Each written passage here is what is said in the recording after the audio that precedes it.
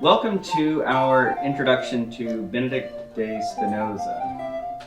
He was born in 1632 and died in 1677. This is one of the most radical figures we have in the great conversation, reputed by some scholars as the root of the radical Enlightenment. So we're already pivoting in a way to the 18th century, where we'll spend the rest of the semester. Spinoza is a man who is captivated by the possibilities of reason. This is the age of rationalism, the 17th century. It is an age born of a skepticism triggered by the Reformation, the Counter-Reformation. And if we think about the predicament that the mind and soul of Europe is in after 1517, after Luther nails the 95 Theses, how do you know what the ultimate truth is? Who provides the criterion for ultimate truth? You have different people claiming different sources of authority, the Pope or Scripture alone. And this was already preceded by the Great Crisis. And I think this is why the Reformation, in a way, was inevitable. The crisis of the 14th century had those papal elements where you have the papal schism, where you have more than one pope claiming ultimate authority. Already the game is over in a way, because the people of God don't know who to trust. Each one is claiming that if you don't believe him, you're going to hell. So it's serious stakes. Again, this leads to the development of a popular piety, and what we're going to see that the country that Spinoza does his work in is the Dutch Republic, and that's there's this basis of a popular piety with the Brethren of the Common Life there, and Thomas à Kempis, who's a part of that Devotio Moderna, right? He lived in the 15th century mostly, and this is one way of trying to deal with the skepticism that a clash of ultimate claims generates. So if one is religious, as I am, but there might be a tendency to think of the radical modern anti-religiosity is just something to sniff at. But in fact, there were religious reasons. There was and indeed I say this as a Catholic, there were Catholic faults that led to this reaction. Rationalism seemed to be the only way to keep your head above water. And that's what I asked this question here for this introduction. Is reason enough to orient our lives? And that raises a basic question. What is reason? Ratio or logos? For Plato and Aristotle, reason seemed to be something, especially for Plato, a way to it was a kind of mystical faculty that put you in touch with divinity, with the transcendent. So that's a different use of reason than even the scholastic use of the concept, and then of course the modern use. The thing above all for the modern sensibility is to make your case before reason, and at least that's the high liberal, quote unquote, view. And there's a lot to be said for it, right? If we can't come together and make arguments that don't depend on supernatural revelation, arguments that are not available, bases of intelligibility that are not available to those who don't believe what we believe. If we can't talk to each other as humans and not merely as adherents of certain ultimate commitments, then we're in trouble, and especially in a world that is democratic, that depends on deliberating together for the common good. So and you'll hear this as we go on through the Enlightenment, even as a religious believer, one might want to say that there are things here that are worth preserving. So rationalism is the big term. What does it mean? We'll have to think about this. Spinoza has his own very powerful vision of what it means to think, to live according to reason, really. And it's the words that we most associate, the word we most associate with Spinoza is pantheism. And we'll get to that when we look at the work from which our selection comes, the ethics. The background here, there's twofold. There's history and then there's ideas. Spinoza comes from the Sephardic Iberian Jewish community that had settled in the Dutch lands. They were conversos, that is, they were forced converts to Christianity. Marranos was the very pejorative term, swines, which is, it's gross enough, but then to call Jews that, I mean, it's not very Christian, one would say.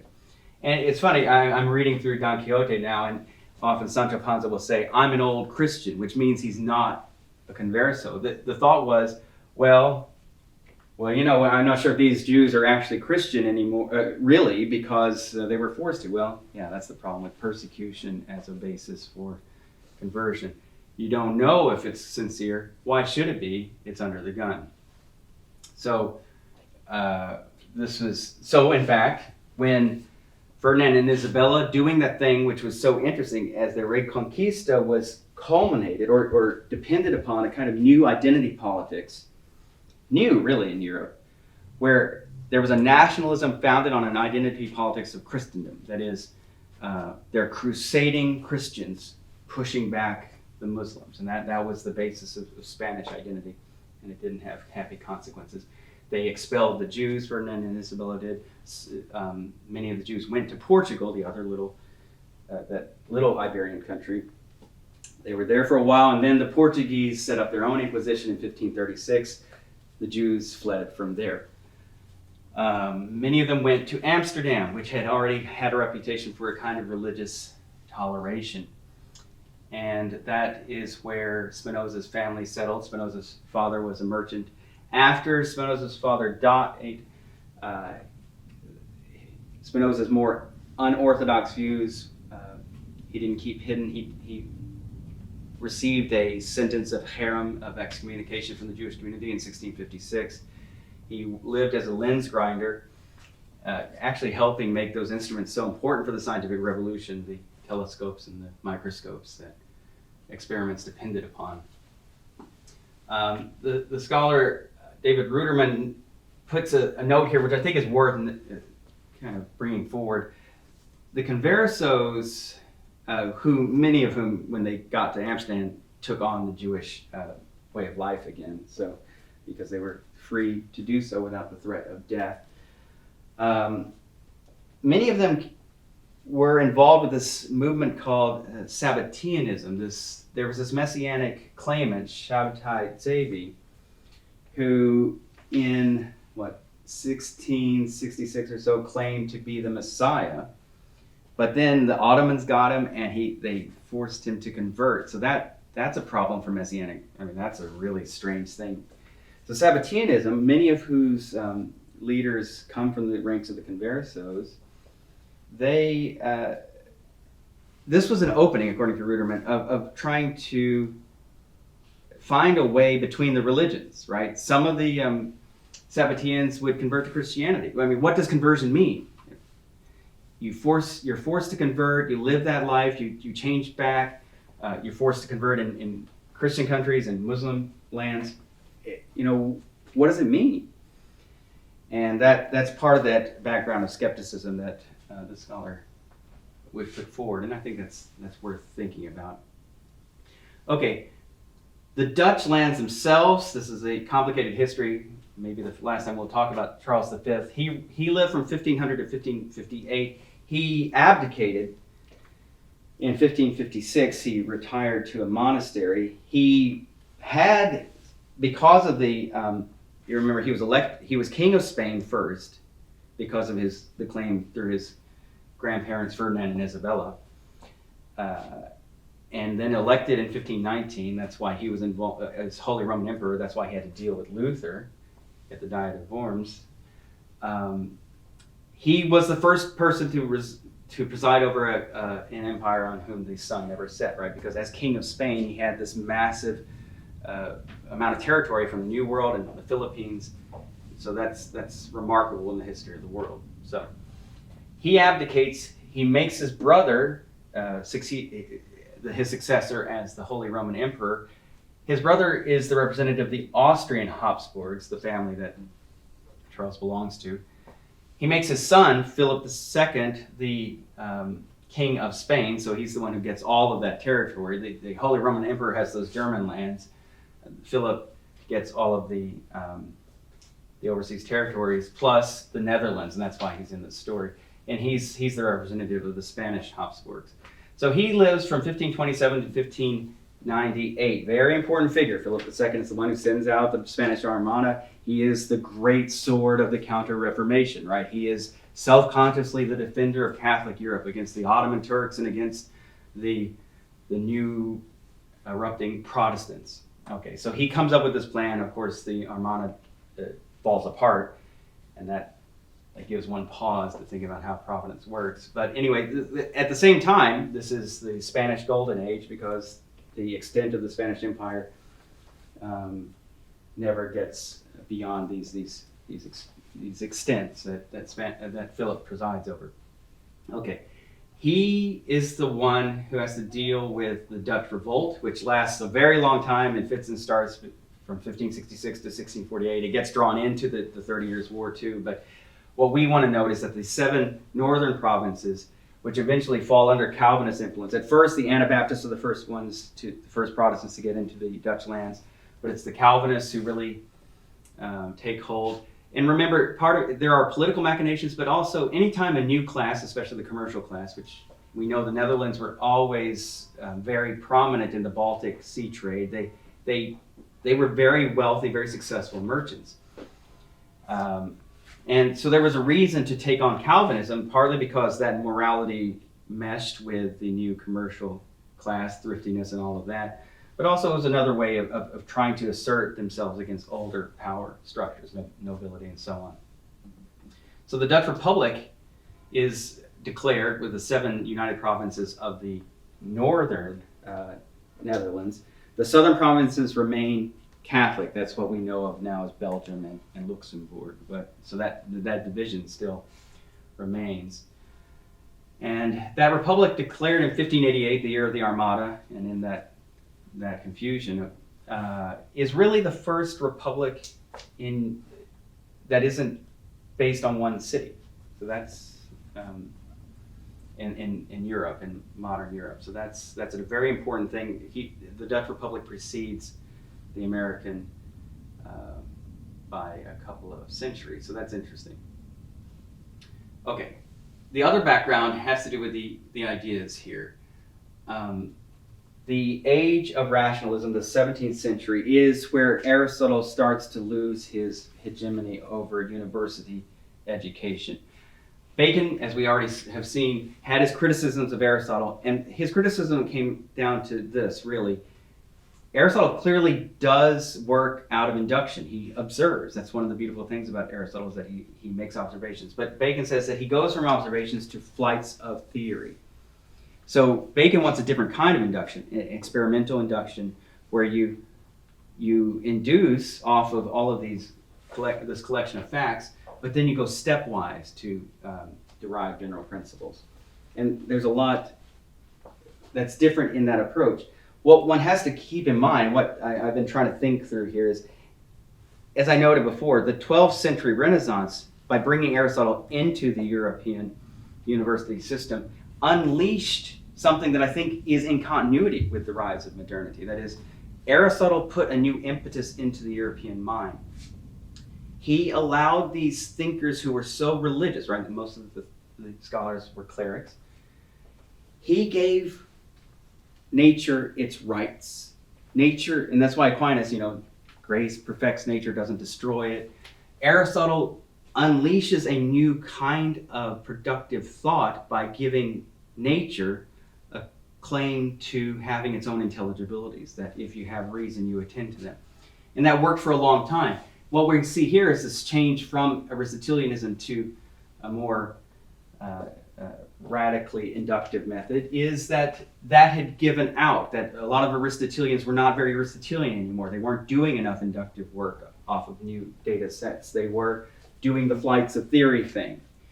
And that's what I think, that's the bluff that Bacon is calling, and these other thinkers who are, especially Descartes. He's going to be the one who's most set against the Aristotelian scholastics. So in 1562, it's very important one of these great Greek, so another, not Aristotle, but another Greek, Sextus Empiricus, has this work, Outlines of Pyrrhonism, that gets translated into Latin in 1562. This is decisive because skepticism in this milieu where there's these warring ultimate religious truth claims in the wake of the Reformation. Skepticism is something that the European mind just grabs onto. You can't make certain truth claims. You can't even be a dogmatic skeptic. That's not being thoroughly skeptical enough. So the Pyrrhonist skepticism is a new impulse in Europe. Montaigne is a representative of kind of this attitude. So he's there in this with his essays at this time. You combine that with that important work of Galileo's in 1623, The Assayer. This is where Galileo makes clear that secondary qualities, right? Color, taste, smell, sound. These have to be seen as simply relative to observers. They're not inherent in matter. And that shift, this is the massive shift really in thought. And it's what makes something go from the medieval finally to the modern in terms of the scientific approach to reality, is that we can no longer treat matter as something that is in the first place in relation to us. We have to treat it in itself. And that's what Galileo does. So when he does his experiments about the velocities of falling bodies, he says we can't think about it in terms of simply those old Aristotelian notions of the heavy thing goes to the center of the earth. We have to actually do the experiment and figure out what are the rates that actually are there. And you find no matter how big a falling body is, it falls at the same rate. So that's a different world that's being opened up by experimentation, by a new kind of induction. An induction off a new set of data. So it's a shift from the common sense and Aristotle, right? Aristotle believes that he puts us in a world where everything, and this is still the early modern world before the 17th century, where everything is part of a system that is meaningful. Those correspondences, those analogies. When you shift to the mathematical, when you treat matter not as something with secondary qualities, but as something that operates as a system of its own, then you're going from common sense and Aristotle to something different. Mathematics doesn't yield the purposes and perfections that Aristotelian causal knowledge gives you of things. It's a different kind of approach. Now, I suggested with the Bacon lecture, maybe we shouldn't choose one or the other, maybe we should do both, but that shift, it's painful, but it's also very liberating for experimental progress. Descartes is a key figure here. We didn't get him into this semester, but he lived from 1596 to 1650. He's the great battering ram against Aristotelian metaphysics at this point. He wants a mathematical, which means geometrical physics. And that's very important for Spinoza because his book on the ethics is done according to a geometric method, even more so than Hobbes's Leviathan. It is meant to be very, very strict in its geometrical proof. So Descartes is giving the template for that. He's saying, I want a mathematical physics, an account of the world that isn't in terms of the phenomenology of smell, touch, taste, and so on. I want something that gives an account of how it's working out there. And so he writes his metaphysics as a basis for that. So we all know the Meditations on First Philosophy, I think, therefore I am. That's all there to clear the groundwork for his scientific work. He wants to say, you can look at the world according to sense experience, but you're always going to have to doubt that. Sense experience is always liable to being distorted according to the perspective of the observer. You've got that evil genius, right, who can manipulate anything in the Meditations. Instead, he reclaims at the end of the Meditations, right, a certainty that you can get if you believe that the extended thing that is matter has its own mathematical structure. And that's what he wants. He doesn't want to stay in skepticism. He says if you want certainty, you take on this view of the world where it's mathematical. And that gives actual results, more than Bacon's able to give. He creates the analytic geometry. That's why we study, right, the Cartesian coordinate system. Descartes gives us the Cartesian system. Analytic geometry is absolutely essential for the development of the calculus, and then everything else that follows. And analytic geometry shows what Descartes' after. He says you take those dimensions that geometry deals with, length, breadth, depth, and you put them in motion. That's what he's talking about. And it is a different thing than Aristotelians were talking about. So you've got the Discourse on Method in 1637, you've got his Meditations in 1641. Okay, so that's all the background here. Spinoza writes this earth-shattering Tractatus Theologico-Philosophicus, right, the theological political tractate in 1670. And here he's taking on that great Jewish predecessor, Moses Maimonides. And this is just so devastating to the pious Jewish mind, and indeed to anybody who's paying attention. It's also a threat, of course, to the Christian view of Scripture. He disputes the Mosaic authorship of the Pentateuch and so on. He's arguing for a higher criticism of the Bible. He's saying we can't allegorize away the things that we don't like. Maimonides, remember, who was an important impetus for the development of the high scholastic period, including Aquinas' work. Maimonides, who was the great Jewish thinker from the Iberian Muslim world, he tried to reconcile reason and revelation. Now, he did so defaulting more to reason, really, but he was trying to maintain the two. And what we see here is the modern is presented a few options. Either we can really just hold on to the revelation and deny the facts that scientific research give us, and that would be a fideism. We can try to rationalize the religion, and that'd be more Maimonides' way. Or we can, there's a lot of combinations. We could just, of course, give over revelation and just say this is nonsense that was meant to prop up a priestly class. And that's kind of what Spinoza is implying here, is that the rabbis, they don't have any basis for the power they wield in the community. So that didn't make many people happy. He was even too radical for the free thinking time, world of the Dutch Republic. It's published, he's working for the last 15 years of his life on what is called the Ethics, and it's published right after his death in 1677. And there he does this thing where we call it now panentheism. That is, it's not that God and the material world are simply equivalent. He does say Deus sive natura, that is God or nature. He does equate God and nature, but it can't be that nature is simply the material world system. So it can't be just the Hobbesian materialism. So in the next century, in the late 18th century, there's this German debate, the Pantheismusstreit, where Spinoza's views become very important for those thinkers that are transitioning into German idealism. And they talk about now trying to say he's not just a pantheist, it's all in God, panentheist. But what does that leave as far as divine personality? Well, it doesn't leave anything in terms of divine personality. So that doesn't leave any space for divine revelation, for God to speak to us.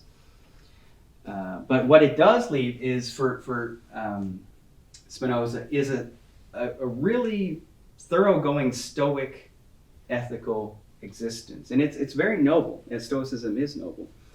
And this is a very high-powered variant of Stoicism in the end. And what he's giving us, and his masterwork is called the Ethics, and that's again something I mentioned before. We're shifting to the primacy of the practical, the primacy of the ethical. And we're going to see this again with Kant. This is